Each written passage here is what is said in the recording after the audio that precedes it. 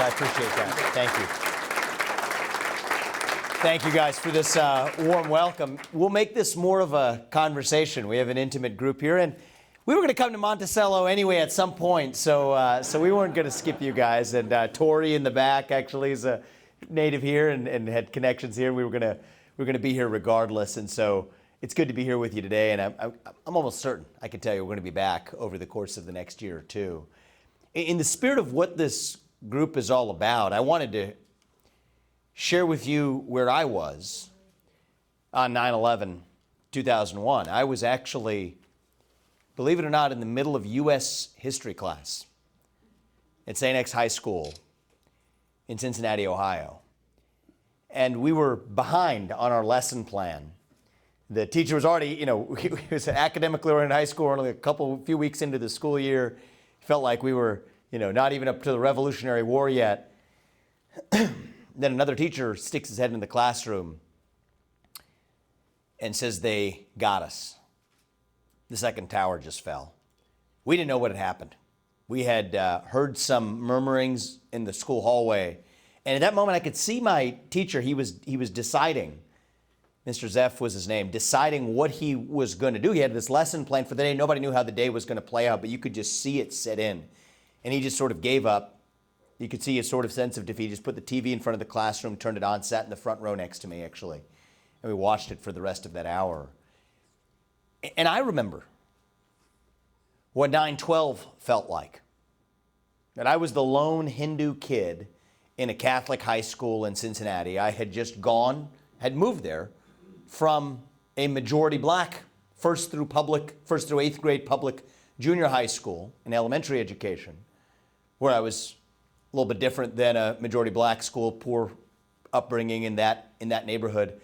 It didn't matter, though, whether we were black or white, whether we were Catholic or Hindu. It didn't matter, man or woman. We were all American that day. And I can't remember a time in my life where we had the level of national unity that we did in the wake of that tragedy. And we will never wish for something like that to happen again in our country, but I do miss that feeling that we have longed for ever since. And so I actually, 2 years ago, had a funny experience of going back to St. X High School. Turns out, actually, when I graduated senior year, I was one of the academic kids, graduated valedictorian or whatever, so they gave me the speaking slot. What I spoke about in 2003 was about my experience our experience going through 9/11 and what that taught us about being American. That was back in 2003.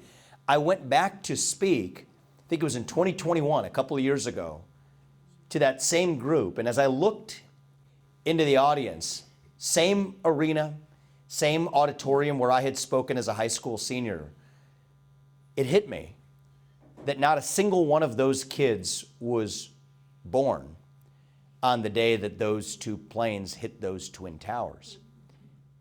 And I think it's not an accident that we now enter a moment in our national life where we've lost our sense of what it actually means to be an American. We have new identities.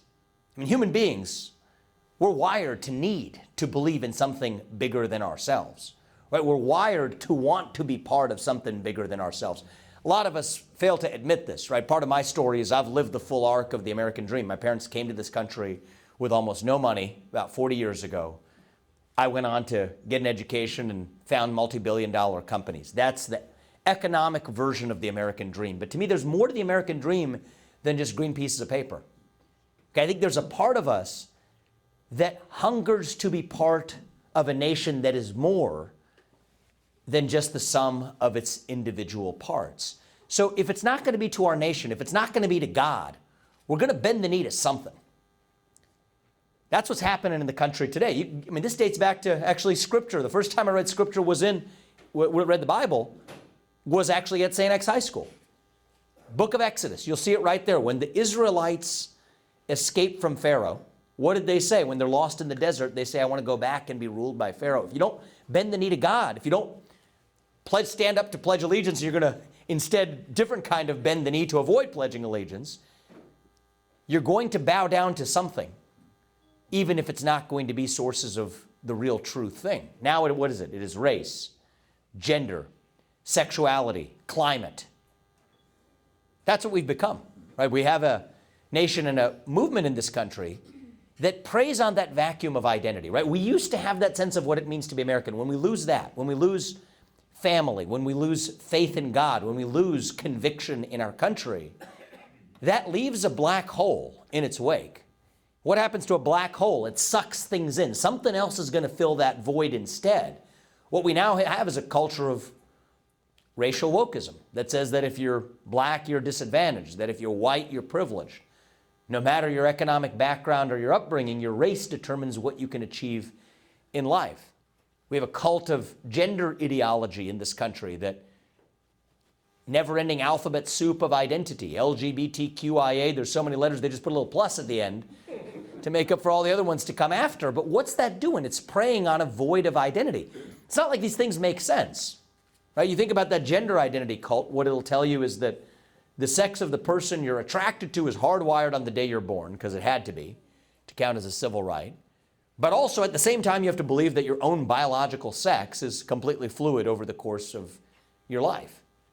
These things don't make sense together if you're operating according to logic, but if you're operating according to a religious-like belief system, these things make sense. Think about the cult of the climate. It'll tell you, on one hand, we face an existential risk as a planet if we don't reduce our own carbon emissions, our carbon footprint here, but says it just doesn't matter if those same carbon emissions take place in places like China or Russia. And last time I checked, I thought it was supposed to be global warming that we were addressing. And then you say, okay, well, we'll come up with solutions. Now we have nuclear energy, which is the best known form of carbon-free energy production to mankind, but they're against that too. Does that make sense? Maybe because nuclear energy might be too good at solving the problem. But these things don't make sense. And what does that tell you? The logic has nothing to do with it. It has to do with the need that we as human beings have a need to believe in something higher. Okay, so today, the modern left understands that. The analogy I used last night, actually, I've seen a couple of faces that joined us last night, so you'll hear it for a second time, but I'm a visual person. It means something to me. What I see amongst Americans today is a bunch of blind bats we are, flying lost in a cave, trying to figure out where we are, lost in that abyss. And the way a bat figures it out is it sends out a signal. It's blind. It can't see. In many ways, I feel that we live in a moment where we're all blind, roam in a common terrain. We can't see. We send out these signals, and it bounces off something that's true. And then it bounces back and tells us, this is where I am. Call that sonar, the world of bats. Send out your sonar signal. So, okay, this is the true family, the two parents, the mother and father that brought me into this world. That bounces back and tells me, okay, this is who I am. This is where I am. Send out a signal. Okay, I worked hard. I created something in the world that I'm proud of. I have a job. Bounces back, tells me this is where I am. I believe in a true God. I have faith in that God. That tells me this is where I am. I am a citizen of this nation, the greatest nation on earth, built on a set of ideals. That bounces back, tells me this is who I am. We now live in a moment where those things have disappeared. So what happens? We send out those signals, and then nothing comes back. That's where we get our sense of feeling as lost as we do. It was like when Moses went to the mountaintop. By the time he came back down, what happened? He'd already built the golden calf. His people had. We will always, if not bowing down to a true God, pledging allegiance to a true country, we will bend the knee to something. The question is, what is that? The modern left in this country, I want to give them credit. This is not some diatribe and criticism of the radical left and the Biden agenda. This isn't the morning for that. Just to be curious about what's going on, actually. One of the things they've done well is that they recognize that vacuum of human identity, and then they fill it with something, right? Fill it with this idea of group identity. Race, gender, sexuality, climate. What do those things have in common? It at least gives you something to latch onto. And I think one of the failures of the conservative movement And I'm guilty of this too, by the way, over the last several years. Some of you might know my books. You might see me appearing on television, Fox News. Occasionally I'll even go and debate Don Lemon on CNN. You know, and that's all fine, that's all well and good, right? There's a role for that too, by the way. You've got to see the problem with clear eyes. You've got to criticize the endless hypocrisies in that superficial identity that the left feeds us. But it's not enough. I think the moment has come for us to go further and actually define an alternative vision of our own that fills that vacuum of identity, of purpose that we all have, especially the next generation has. I'm seeing Tori's baby in the room. I like that. I have two kids about the same age. It reminds me of bringing up our kids. I have a 3-year-old at home. I have a 9-month-old at home. How old is your 4 months? Oh, no. Tori's. Yeah. I'm looking at him. Yeah. So, little girl or boy? Little boy or girl? Little girl. Yeah, she's 4 months. So I'm thinking about that generation, right? I'm a millennial, by the way. I'm the first millennial candidate ever to run for president as a Republican.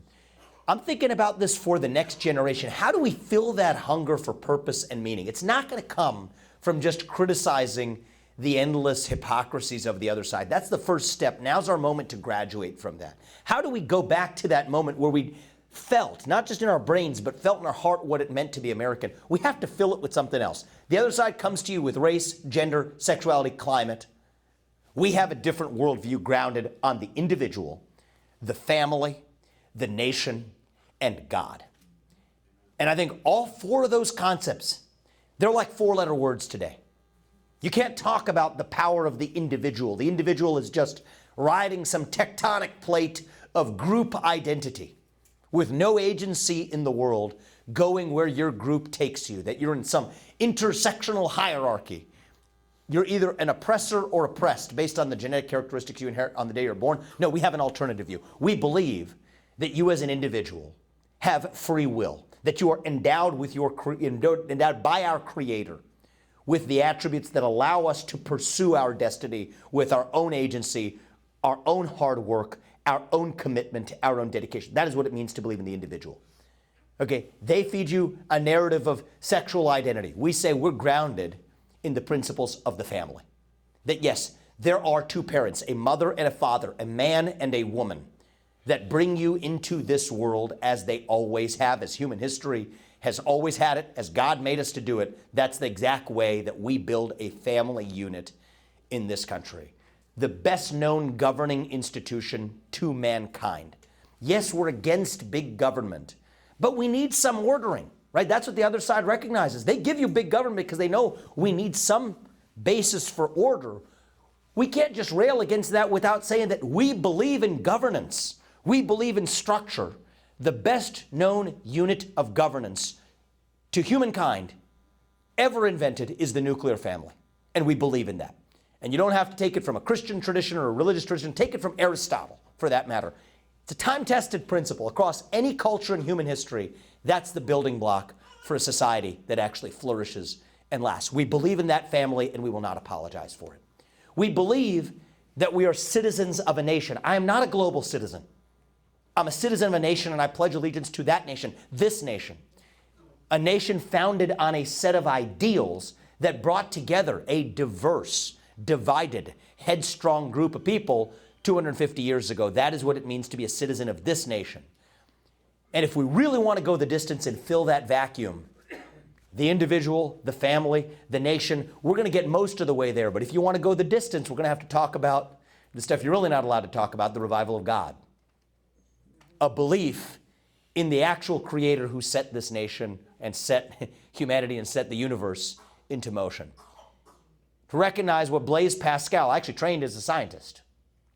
Right? So I know that a lot of my peers at Harvard and elsewhere, they think they're too smart for God. Actually, science has plenty of space for God, turns out. Blaise Pascal, one of my favorite scientists and mathematicians of all time, he said it well. I say it all the time. You have a hole the size of God in your heart and God does not fill it. Something else will instead. Right? And we're wired to want to believe in God. We're wired to need to believe in God. And it turns out it's a belief grounded in truth. And that too is part of what it means to be American. We say in the bottom of our coins, in God we trust. Let me translate that for you in the political context. It means in government we distrust. Right? Those two things go together. But when you stop trusting in God, you start trusting in the governmental God instead. Right? These things aren't an accident. They go hand in hand together. Our founding fathers understood. John Adams said it. Our Constitution was made for a moral people. So we like to see it through the secular terms today, and that's important because the beauty of America is that we don't exclude you no matter what your faith is, or even whether you have one. That's part of the beauty of what it means to be American, but that still doesn't deny that the nation's founding was built for the backdrop of a moral people. John Adams said it well. Constitution was written for a moral people. We talk a lot about equality. Where does this notion of equality come from? Did we just invent it in a vacuum?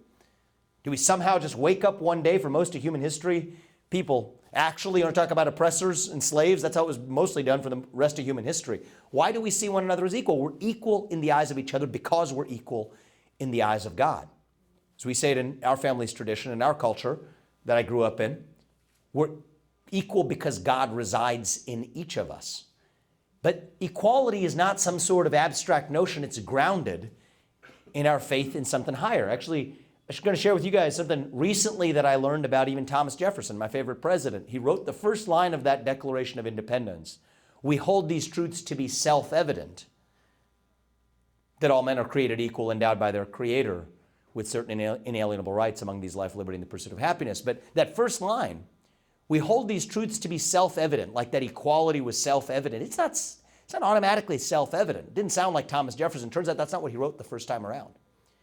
What he wrote before his editor, Benjamin Franklin, who secularized it, what he wrote was, we hold these truths to be sacred and undeniable. Right? The belief in the sacred is itself part of what makes the American bargain sacred itself. And so that's my call to you all, to us, to rise above the endless criticisms of the powers that be. We've done that. That's important. Got to see a problem with clear eyes. Can't just show up, say, hey, let's all have a hopeful future and all get along and sing kumbaya and compromise. That's not how we're going to get to national unity. Believe me, I'm not saying that. If you know a lot of my work in the last 3 years, you'll know where I'm coming from when I say that. But as somebody who has waged war against the woke industrial complex in America, I'm telling you, we might win the battle, but we're not going to win the war until we rise up and revive that shared answer of what it actually means to be an American, what it means to be an individual, what it means to be a member of a family, what it means to be a citizen of a nation, what it means to be a believer in a true God. That's what we're going to revive if we're actually going to save this great nation, and save this great nation we will. I didn't talk about policies or anything else. I can do that, but those are the thoughts on my mind this morning after I was moved by the people I met last night. Darla, thank you for pulling such a great group together. I was really moved by it. We stayed till you kicked us out at the very end, but one-on-one meeting the people there gives me back my passion for believing that we can actually turn this thing around and be stronger than we ever have been. We're going through doubt now. The path to conviction runs through doubt. So it's okay that we're going through that doubt as long as we're still on our way to conviction in that nation and feel what we all felt on that day after, on 9/12/2001. I don't think we need another tragedy to make us feel that way again. I think we need a national revival to make us feel that again. And frankly, that's why I'm running for president, to revive that nation we all long for. I think it can be so again. And I'm looking forward to taking your guys' questions. Thank you. Let's open it up. Thank you. Thank you. I appreciate that. Thank you. Thank you. Thank you. Very kind of you. Thank you, guys. Thank you. I appreciate that. Thank you. And don't be shy. Let's have a conversation. And okay, good. I'm glad. I know you wouldn't be shy. That's great. Let's start us off. We met last night. So that's good. That's good. I would be remiss you could stand up. if I didn't ask, because You I could stand up. asked- Yeah. And Linda, you guys almost You know Linda, okay. I would be remiss if I did not ask, because I've asked everyone who's running for office, are you pro-life? Will you continually vote pro-life, or will you make exceptions? Will you always be on that side? Yes, is the answer to that question. I picked it up from my time in St. X High School. And pro-life means that you have to walk the walk. Right. Part of walking the walk is, I think we got to talk more about adoption. I think we got to talk more about paths to, it's a reasonable conversation we ought to have. Childcare as a path to yes, maybe drawn from Social Security in the future, make that easier to yes now. Responsibility for men. This is not just a men's versus women's issue. I actually believe in debating the other side on this, because the instinct I believe in, I actually just deeply believe this to be true. I just think it's correct, is that more people are pro-life in this country than those who are willing to admit it. Okay? Ask anybody. If you're having, with your kids, with anybody, having a discussion about this, ask them this. So Clarence Thomas asked the plaintiffs in the Dobbs case. It's based on a real case. He's not making this up. Suppose a woman's walking down the street, pregnant woman. She's assaulted. The unborn child dies. Is there a person who believes that that perpetrator, that criminal, should not be held liable for his act? I don't think you're going to find a person who says there's no liability there. So what does that tell you? We all believe in some sense of that word that this is a life. Even if you call yourself pro-choice, you recognize that's a life. And so what we need to do better, right? I'm done with the tug of war. I'm done with the conflict lines that we've drawn. We got to move forward to actually not compromising on our principles. No, that's not how you get to national unity. By being uncompromising about our principles, but helping this nation rediscover that we share those principles in common. There isn't an American who will tell you, if they're being honest with you, that they think that that person walks free. No, they don't believe that. So this is not a women's rights issue. It is a human rights issue. Okay? And the thing we can do better, I went on Chuck Todd, NBC, debated him for 10 minutes about this. I think I did there what I did to Don Lemon this last week. And I think we need to do more of that, is to say that we're all in this together. This is not about men versus women. As a man, I will tell you that I need to, as a man, speak to fellow young men across this country to take greater responsibility for the sexual decisions that they make, to actually have a culture that holds them accountable for those decisions. Genetic tests, paternity tests, whole 9 yards. So I'm with you on making sure that women are not disproportionately burdened, but this is not a women's rights issue. It is a human rights issue. And I think if we're able to talk about the issues this way, grounded in principle, then I think we actually bring far more people along with us than we ever have. This is what Ronald Reagan did, by the way, in 1980. That's why he's one of my heroes. Okay, people think they respect Reagan's legacy by, parroting slogans that we all memorized in 1980 when, the facts on the ground have changed. Right? The threats to liberty in America today are different than they were in 1980. It's not just big government anymore. It's a story for another day. It's a complicated mix of big government, big business that work together to do what neither can on its own. We don't respect that legacy by parroting the slogans, but it's by harnessing his spirit of not just explaining the what we stand for, but why we stand for it. Ground it in principle. And I think the thing we'll discover is that most of us, not all of us, but most of us in this country share those basic principles in common. Maybe we'll disagree on corporate tax rates, but if we're able to start talking about it openly again, we'll discover that most of us share those principles in common. And so the popular narrative is because of abortion, because of the woke culture wars, we're on our way to a national divorce. I reject that. I don't think we have to be on a path to a national divorce. I think we can be on a path to national revival if we do it based on principles and moral authority. Moral authority. This is a moral issue. We should not shy away from that. Do it grounded in moral authority. And if we do that, then I think we're going to find that we can actually even unite as a country around it. As crazy as that might sound, I believe that to be true. So, thank you, Linda. Thank you. I'm optimistic about that. Thank you. I work in law enforcement. It's one of the things that I've been in law enforcement for 15 years. One of the things I've noticed people want to pit us against certain communities. And you look at those communities, and I have interaction with, inner city communities, we'll call it that. And I like to have real conversations with people, seems like you do too. Yep. And I asked a man from Chicago that I arrested, said, well, he was a good man too. I asked him, what do you think the problem is in Chicago? Why is everything going so bad? And his answer to me was, the kids have no hope. There's no hope. How are you going to go through their school system being told there's no hope? All that does is create the only pipeline that seems like this president ever liked, is the one from failing schools to thriving prisons. Mm-hmm. Right? So what's your message of hope to stop that pipeline? And you work in medicine, so half the battle is delivery. How do you get that message to them? So first thing is we've got to show up. Okay, one of the things that we can't fall into the trap of doing is only preaching to our own tribe. I mentioned this earlier, whether it's media. Actually, whenever we go to these states, we go to college campuses. I was at a college campus in New Hampshire last week where I was told that other presidential candidates didn't want to go there because they were going to get the kinds of questions that I got. And so I saw that firsthand. I can understand why, but we can't shy away from that. I think this is also really important for who you put in the White House next. Okay, whoever it is. I'm running for that office, but you're going to talk to a lot of other people who are too.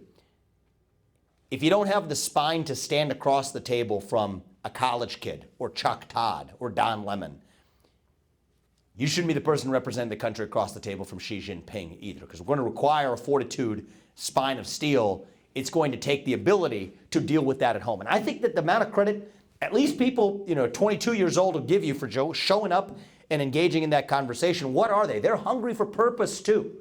Right? The other side tells them, I made this joke, go to Ben & Jerry's and order a cup of ice cream with some social justice sprinkles on the side. That gives them something to chew on, but fast food isn't going to work, right? You need to give them more substantial fare. So the first answer is, I don't believe in this artificial message of hope, because the country is broken in deep ways, right? There are real deep-seated elements of our culture that it would seem we have lost. We're going to have to work hard to revive them. So I can't just show up, say hope, and then scoot on out, because that's not going to change a thing. But the first thing we have to do is stare that reality in the face to the next generation who thinks that they may disagree with us, but actually are just lost in that desert, saying that they want to bend the knee back to their version of the Pharaoh just because they can't see the promised land. That's the first thing we do. I think the second thing we do is, look, we use the time-tested, we don't have to reinvent the wheel. I said it, I'm going to say it as many times as I can in this campaign. The individual, the family, the nation, and God.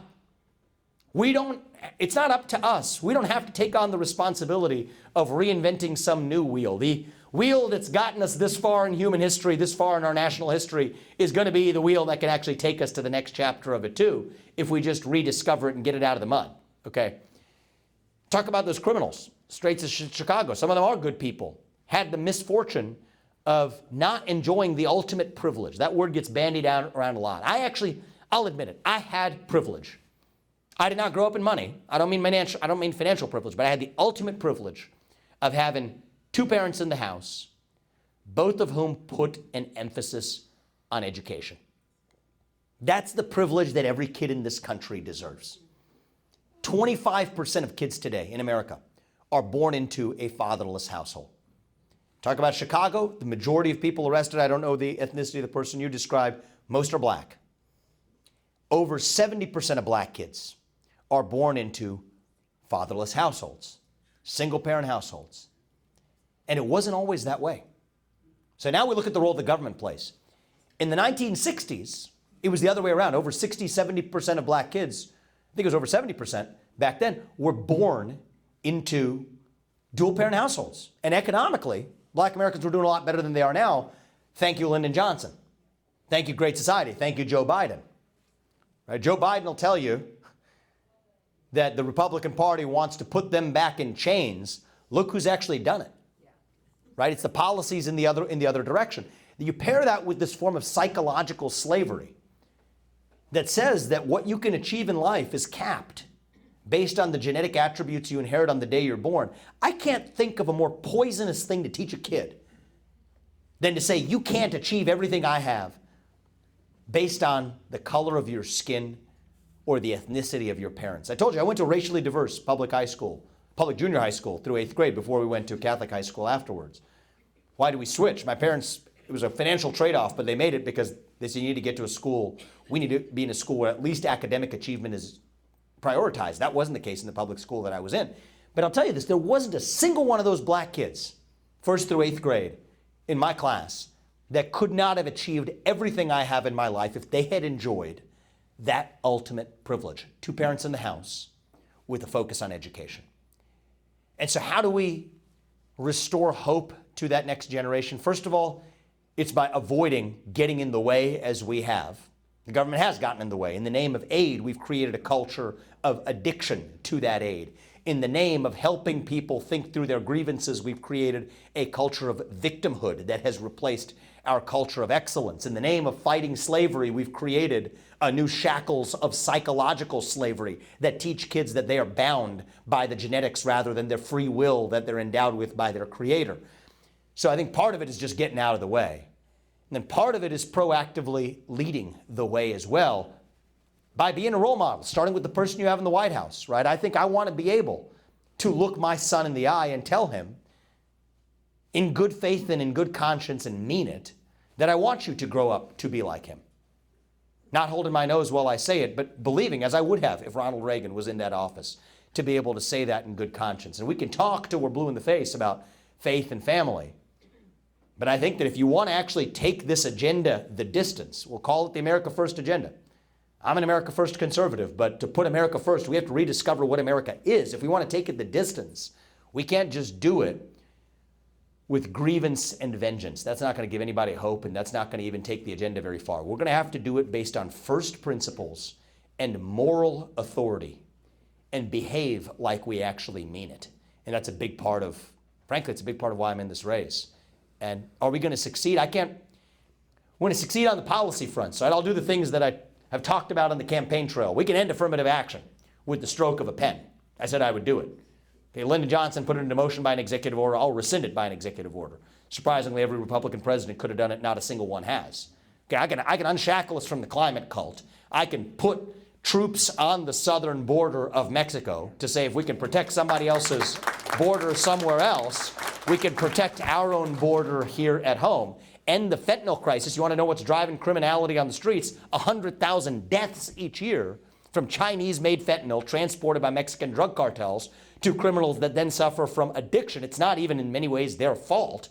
It was foisted on them. We have a president sitting in the White House pretending to be a passive bystander. I say if we can use the military to protect somebody else's border, we can actually use our military to annihilate those drug cartels and actually solve a real problem afflicting, talk about 9/11, 50 times the number of people who died on 9/11 dying every year now of fentanyl overdoses. We can do these things. But to give actual hope to that next generation of young progressive Americans, that's going to be the hardest task of all. I can't promise you that any one man is going to be able to do it. I think it's going to take all of us, but I will do my part. If you put me there, I will do my part by starting by showing up, talking to them, leading by example, doing it based on principles and moral conviction rather than vengeance and grievance. And I think that's going to be our last best fighting chance to do it. That's the best I can promise. Thank you, man. Yeah. So you brought up a couple really good points. I'm excited for you because with Trump having been in the office, we've set in a new direction. I think having a fresh face such as yourself, you fit the bill. You've talked about one example you just brought up was like with the abortion issue, how to address it is to give help to the people who are in that situation, like maternity leave or whatever it may be. So that's one issue that's very important to people who are middle of the road, like centrists, independents, or even more conservative Democrats. What's a game plan, like a consistent day-by-day game plan that you have, to meet these people? There's probably people who are pretty hardcore progressive Democrats who will never see eye to eye with the conservatives. Okay, but there's plenty of people who are, like I just mentioned, the conservative Democrats or independents, who are willing to give people such as yourself a chance, or even our belief system a chance. You've talked about having good faith arguments and conversations with these people, which is, that's what we need to do. I agree. What's a solid game plan that you have to implement that, and not just like a short period of time, like a long-term strategy? Yep. So I can tell you in the near term what the biggest rocket fuel boost is going to be, okay, in that direction. I think that there's nothing more unifying we could do for this country than to deliver a landslide election in 2024, as Reagan did in 1980 and again in 1984. I think we have an opportunity to do it in 2024 if we view it the right way. To me, the real divide in this country today is not between Republicans and Democrats. It is between those of us who are pro-American, those of us who believe in the nations that this nation was founded on, will not apologize for those ideals, will make a sacrifice for those ideals.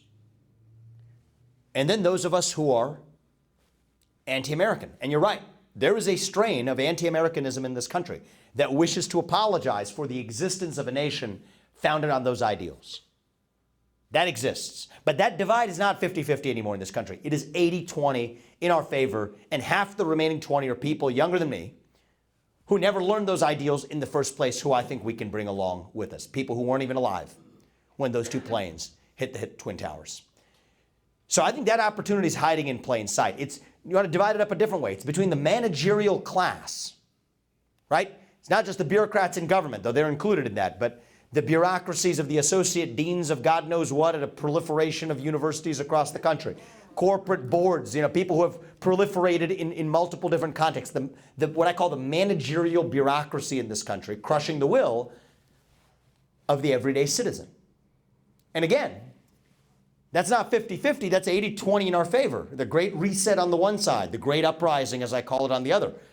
That's 80-20 in favor of the great uprising of everyday citizens. So however you cut it, I think that there's an opportunity to deliver the single most unifying catalyst, probably since 9/11 for this country, would be a landslide election in 2024. 50.1 is not going to do it, but a landslide election I think will reveal the farce and call the bluff of what you will otherwise get through media, of what you will otherwise get through the Democrat Party, which is this illusion that we actually have half the country that's really anti-American. It's just not true. I think most of you share the beliefs and principles in common that set the country into motion. Merit, free speech, open debate, the unapologetic pursuit of excellence, the rule of law over lawlessness on our streets, the idea that the people who you elect to run the government ought to be the people who actually run the government, not the federal bureaucracy that actually runs the show today. These are basic American ideals. I think most of us share these ideals in common, but I also think that most of us probably believe, deep in our hearts, that our neighbors, our classmates, our colleagues, the parents of the kids at school, that most of them share these ideals in common too. But we can't be sure anymore because we don't feel free to talk about it anymore. Right? That's the problem. So if we call that farce for what it is, we can start calling that farce today. You don't have to wait for the election. The next time you're in a room where you're the only person who believes what you do, try something. Stand up and actually say it. Right, what you're going to find almost every time, to a T, I make you this promise, is you weren't the only person in that room who believed what you did. There is a silent majority in this country. It's not just a term. It's reality. But I think we will call that bluff in the 2024 election. If we do this right, I'm in this race to do, I am in this race to be the person that you put up that helps us call that bluff on our country, that on our media and the institutions that feed us that bluff to say no. It is not some sort of half our country that believes in this anti-American strain. We'll debate the corporate tax rates, put that to one side. But on the basic principles and rules of the road, you're darn right we share them in common. We will not apologize for them. We share those principles in common. We believe in the individual. Yes, we believe in the family. Yes, we believe in the nation. And you know what? Though you can't say it in public, most of us also still believe in God. Okay, once we see that, we're well on our way to a national revival instead of a national divorce. But that's going to take something different, right? It's not going to be political platitudes, Republican talking points. That's why I don't think it's going to be delivered by a career politician. I think there's room for career politicians at many levels, governors, congressmen, senators. But you want to talk about who you want to put in the White House next, both in terms of willingness to gut the system, the spine of steel needed to stand up to China, but also just what it's going to take culturally to call the bluff of the artifice of partisan politics for the actual national soul that we have sacrificed in the process. That's going to take something else. And that's part of why I'm doing this as a member of my generation. I was born in 1985. If I had been born just 20 years later, my dream, my story would not have been possible. I would have been taught to think of myself as a victim, as a member of that tectonic plate of group identity. I was fortunate to be born not just in the right country, the greatest country known to mankind, founded on a set of ideals, but also to be born at the right time in that country's history as a first-generation American. That's the gift that I was given. If I can give something back, it is to come back and deliver that landslide election. And once we do that, Reagan ushered in a national revival for 8 years after 1980. I think that's what 2024 can be if we graduate from grievance and vengeance and go back to do it unapologetically based on principles and moral authority. That's the way I see it. Thank you, man. Appreciate it. Please. I listened to your debate with Don Lemon. When I was listening to it, I wonder, are you familiar with the story of the Deacons of Defense and Justice? I'm not, actually. During the Civil Rights era, these were black veterans that used their Second Amendment rights to protect their homes and families from the Klan. And I believe they also acted as bodyguards for Martin Luther King. You need to do your own research, but if you were not familiar, that would have been dynamite to use against Lemon. Well, we're going to add it to the library reading now. I like that. We'll add it to the shelf. You know, it's interesting. I mean, because I was much more focused on even post-Civil War Reconstruction. So the first anti-gun laws in this country were actually passed in 1865, right after the Civil War, because they were worried. The 14th Amendment, that's dangerous stuff if you're opposed to equality, right? Lays out the privileges and immunities of a citizen, due process under the law. I mean, there's a lot in that 14th Amendment. So in 1865, they passed the first anti-gun laws that said, yeah, you get those freedoms except for the freedom to own guns in some of those southern states. Actually, the Dred Scott case, which was argued before the Civil War, which argued that black Americans were not citizens, could not be citizens. The Chief Justice, Taney of the Supreme Court, the reason he said it was actually it would allow black Americans to own guns. So that was the part of the history I'd been most focused on. But you're going to get me to do some reading on the civil rights piece of this. Yeah, because Martin Luther King actually was denied a concealed carry permit. You're actually reminding me of that by a corrupt FBI. And so I think that's part of the reason why, I think the thing that threw Don Lemon for a loop was that, you know, just to get in his head for a second, I was thinking about it after, is in his headspace, civil rights good, right? Civil rights are a good thing. Second Amendment bad. How dare you connect those two things without realizing that the Second Amendment is actually the one that secured all of the other ones. And to your point, even the civil rights themselves. There is a dynamite movie based on that. I think every child in this country should see it. What is it called? You can't hold us in suspense. Oh my God. I'm waiting for the punchline. Okay, I will find it. I will find it. I will read the book about it, and I will find it. I was getting excited. Okay. We'll find it though. We'll find it. Thank you for that. Thank you. Thank you. No, we will find it. We will find it. Absolutely. Thank you for that. Go here. Okay. It seems like the big hindrance to accomplishing a lot of your goals is the power of the managerial and administrative state, which ends a lot of republics.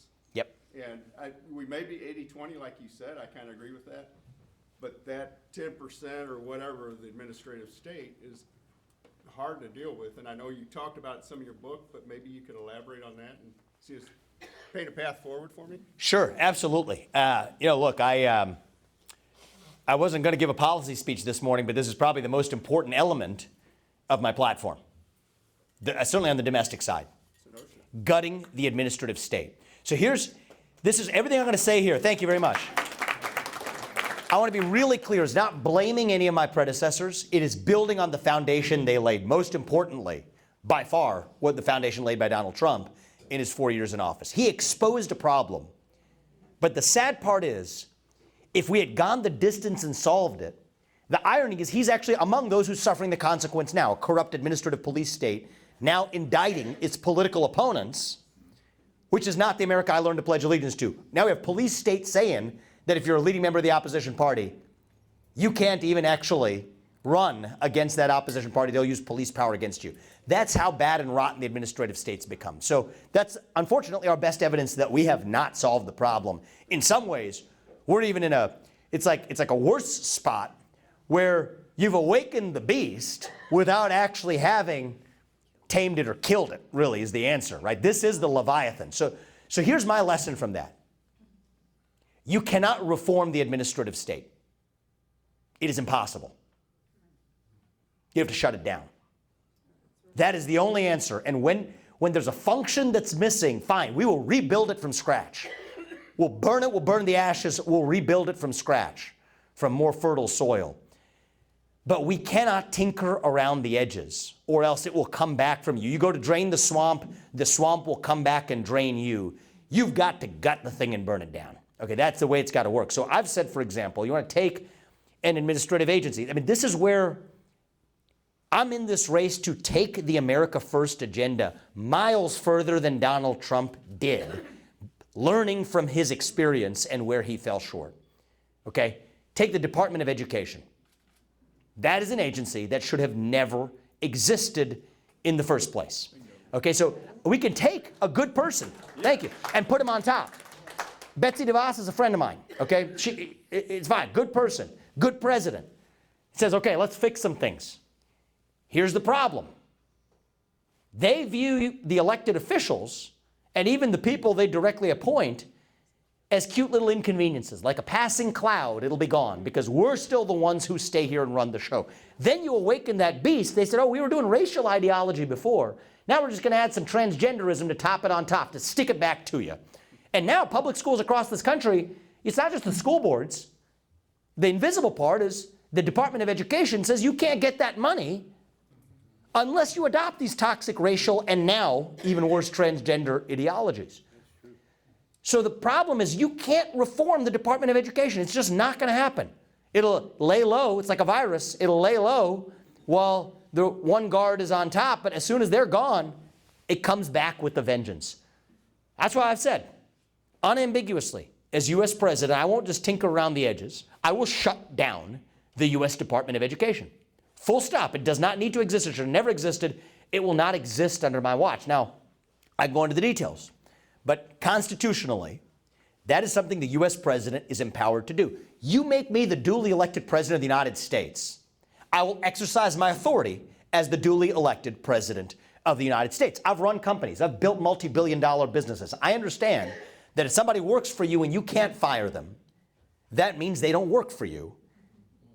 It means you work for them because you're responsible for what they do without any authority to actually change it. I refuse to be a president that sits as an employee of the administrative state sitting in the White House. I said this last night, I'll say it again. If I can't work for the federal government for more than 8 years, which I think is a good thing, I do not think a single one of those federal bureaucrats reporting into me should be able to work for the federal government for more than 8 years either. We will replace those civil service protections with 8-year sunset clauses, term limits for the bureaucrats, even more important than for the elected officials.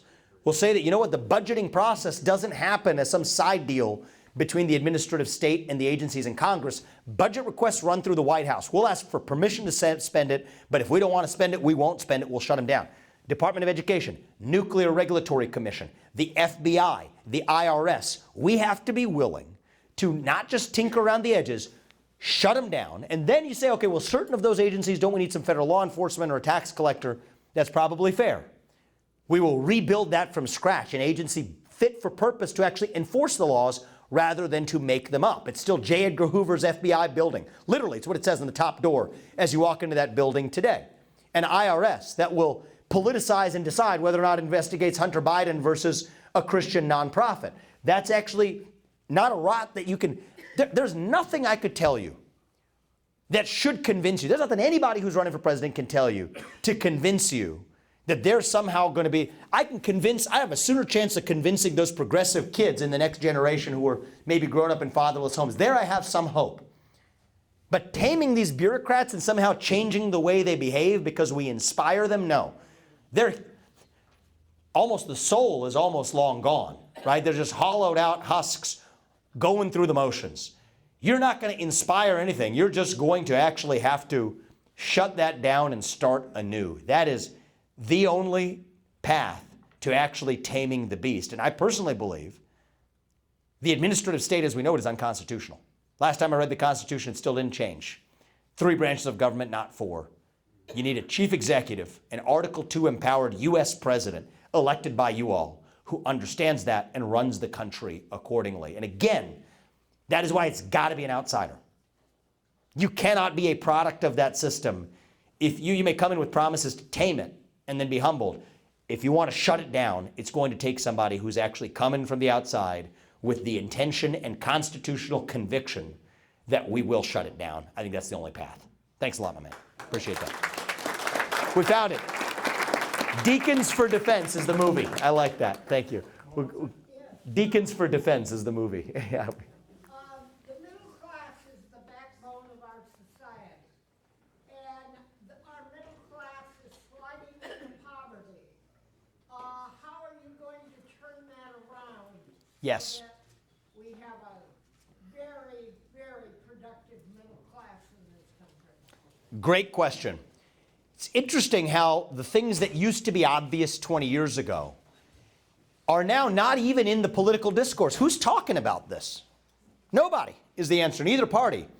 So you hear this debate between Republicans and Democrats now. Between Democrats say we need to raise the taxes to address national debt. Republicans will increasingly talk about behaving like we're accountants. How much Medicare or Social Security are we going to cut? There's a better way. It's as though we've forgotten it. It's the top of my economic agenda is GDP growth in our country. We've forgotten that we used to grow at over 4+% per year for most of our national history. Right now it's 1-point-something%.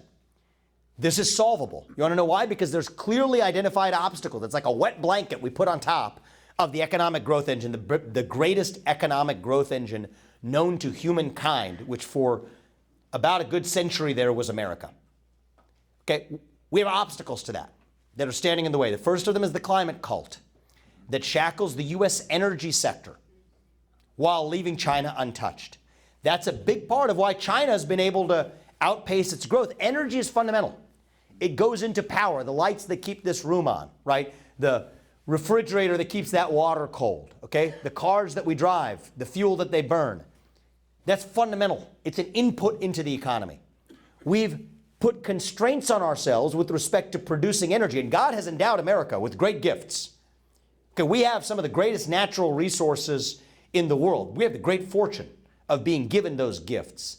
The gift we really need is the mental capacity to actually use it, which we've refused to do. So that's the first obstacle. Unshackle American energy by abandoning the climate cult. The second thing, the second obstacle to economic growth in this country right now, anybody who's a business owner knows this, finding workers. Okay, we have a worker shortage in this country, both for people who don't want to work because of an epidemic of laziness. That's where victimhood culture comes from, because victimhood fits laziness like a glove. It's a way of justifying laziness. And also because we have the wrong kind of training. Back to that Department of Education. It'll subsidize a 4-year gender studies major in California without doing a thing for somebody who wants to be a mechanic or a plumber or a carpenter or a builder. That's a problem. You get what you pay for. Worker shortage. And then the third is reform of the Federal Reserve, there's a much longer story, but the short version is they have gone far beyond their scope. We need to put them back in their place. I've said I would fire over 90% of the employees working in the U.S. Federal Reserve System and tell them to go back to stabilizing the U.S. dollar, period, as their sole purpose. Those three things put us back to 4, maybe 5+% GDP growth. With that, we all only have a middle class. We have a thriving middle class. We have upward mobility in this country. We have not just the 1% that's benefited from the Federal Reserve raining money from on high like manna from heaven, artificially inflating asset prices that only a few people end up owning, but actually the 99% of hardworking Americans come along for that economic growth too. And notice, this is not a Republican idea or a Democrat idea, by the way. Democrats aren't going to embrace this, but in principle, this is not a partisan idea. Stand for GDP growth. I think we can grow our way out of our problems.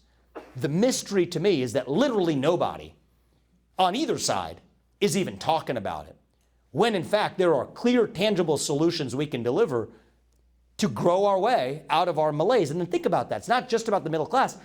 Go back to that issue I started with, national pride.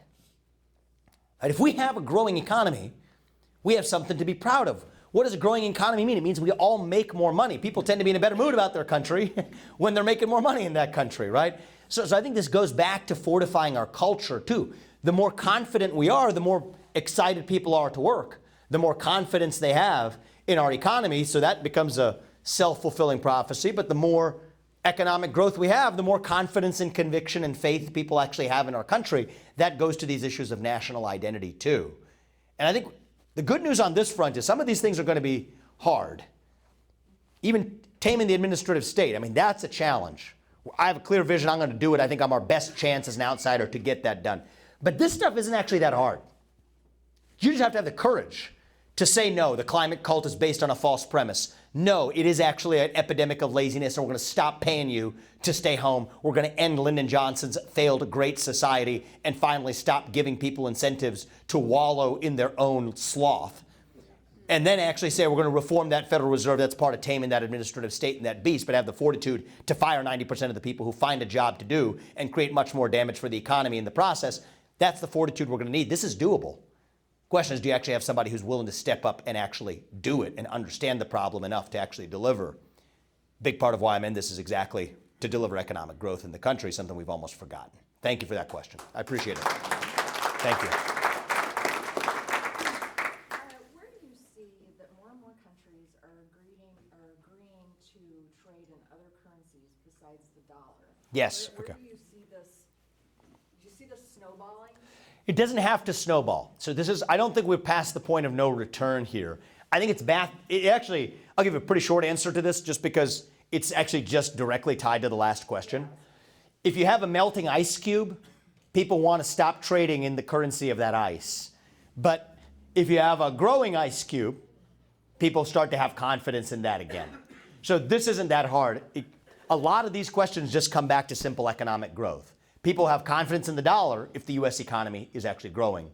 And then your question from last time, remembering central bank digital currencies, that's the wrong direction. Do we have time for that? I think we have time for, so I understand these. Are they going to kill us before that? So I think that the stickiness is that this currency transition, I'll tell you where I think we're in emergency. I tell you where I think we have plenty of margin to work with. We're not at an existential threat here yet. It's only a trend that we're starting to see. It's worrisome enough that we're starting to see it. So that's a problem. That better be a wake-up call. But you put me in that office in January 2025, we'll get that one fixed, right? The earliest signs of economic growth, I mean, it's going to take a long time. There's stickiness to the financial system in the way these other federal central banks are wired. So this is an early alarm sign. We will nip that in the bud by putting the Federal Reserve back in its place and re-stimulating economic growth. That's where we are on this one. Great question. I have one other thing about your investment firm. Okay. Drive asset. So a lot of us that are still working have 401ks. Yes. Ours is managed by Schwab, BlackRock, Vanguard, ESG. You know, the return on investment is not as good as the ones that are investing in things that actually make money, like Right. fossil fuels. So how do we escape that when, you know, your company matches it and that's your choice? So this is back to the managerial class again. So I'll just give an explainer of the question about my most recent company that I founded. Yeah, I'll repeat the question. It's about your 401k accounts and how their ESG dogmas are used to shackle the ability to make money. So I'll just explain in the short version of this. What's going on in the country is the largest financial institutions in America and in the world include the likes of BlackRock, State Street, Vanguard. That just those three alone, I'll just stop there. I mean, Invesco, there's a bunch of others on the list, but just those three alone manage over $20 trillion. It's about as much capital as the US GDP. And it's not their money, it's your money. Through your 401k accounts, your retirement funds, your pension funds. what they're doing is they're using that money. I mean, Iowa's pension funds, I believe last time I checked, have BlackRock, plenty of black investments in BlackRock, right? That's state employees of Iowa. It's your money. What those firms do is they use your money to, the biggest problem isn't even when they invest differently, it's how they vote. They vote your shares and they speak to the underlying companies, mandating them to adopt social and political agendas that most of us disagree with and that do not make us more money. So I'll give you examples. These firms, BlackRock and State Street, used our money to vote in favor of racial equity audits at companies like Home Depot and Apple last year that didn't want to conduct them. 2 years ago, vote in favor of Scope 3 emissions caps at Chevron that initially did not want to adopt them. So they're changing the way our companies and our economy works. You wonder why Anheuser-Busch behaves the way it does, Dylan Mulvaney or whatever. It's in the shadow of the way your money, our money, is being used effectively to force these companies to adopt these ideologies. That's wrong. So I've written 2 books about it. One is Woke Inc. The second is actually coming out. I wrote it long before I knew I was running for president. Capitalist Punishment. It's coming out next week. I wanted to expose the problem just to educate people on the issue. But I also believe in solving problems. And I don't believe all problems are delivered through government, by the way. So also long before I knew I was running for president, I started a company called Strive that offered similar types of investment products, but with a different voice and vote, mandating companies on behalf of shareholders to go back to focusing on products and services for profit. Radical idea, you would have thought. But it's important for saving capitalism, but it's also important for saving a constitutional republic. Because what does this new model say? How do we settle climate change or racial equity? Oh, it's not through the constitutional system anymore, it's through the back door. So why do these firms do it? It's because CalPERS, California's pension fund system, and other government actors, blue states, do a backroom deal with them where they say, we won't give you that money unless you actually adopt these commitments to all these other companies. So that's a game they play. So I founded Strive to address that problem, and I'm proud of it. It had early success, crossed over $500 million in just the first 3 months. But market solutions alone are not going to deliver the national revival we need either. That's why I made the decision to come back and run for president. Are we running out of time? Maybe I'll just wrap this up with a couple of closing reflections, is that I think that trick only works. That's the top-down problem, and I've been railing against that and fighting against it for a very long time. But that trick only works if we're willing to buy up what they're selling. Right? So there's a cultural problem to this on the other side too, which is why I think we need this cultural revival that we're leading through the new American dream we're passing on to the next generation. That's what the presidential campaign is about. And I said this last night, I'll say it again. We don't have to be some nation in decline. Right? We don't have to be Rome. We don't have to be Carthage. We don't have to be a melting ice cube. Think of it this way with me. We're just a little young, going through our teenage years, our version of adolescence, right? Figuring out who we really are. You could say it jokingly, right? Those aren't wrinkles, it's just a little bit of acne, okay? That's where we are as a country. And you think about it for that next generation. Why do they want to buy up what Anheuser-Busch or whatever Apple or anybody else is selling? It's because we've celebrated our diversity and our differences so much that we forgot all the ways we're really just the same as Americans, right?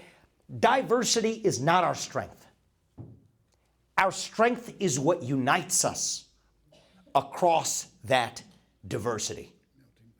E pluribus unum, from many, one. That is the vision that set this nation into motion. It won us the American Revolution. It reunited us after the Civil War. It won us 2 world wars and the Cold War. I think it is still the vision that gives hope to the free world as we know it. And if we can revive that dream, that new American dream, that same American dream it's always been, over fractious group identity and grievance, then nobody in the world is going to defeat us. It is not going to be a nation. No corporation, no virus is going to defeat us. That is what American exceptionalism is all about. And that is what we're going to revive in order to save our great country. You wait 18 months from now, you mark my words, you hold my feet to that fire. That is what we will deliver. That is what makes this country great. That is what makes America itself. And I think with all of your help, I think if we each do our part, we're actually going to get this done. Thank you all for your time this morning. God bless you. God bless our great country. God bless the United States of America. Thank you.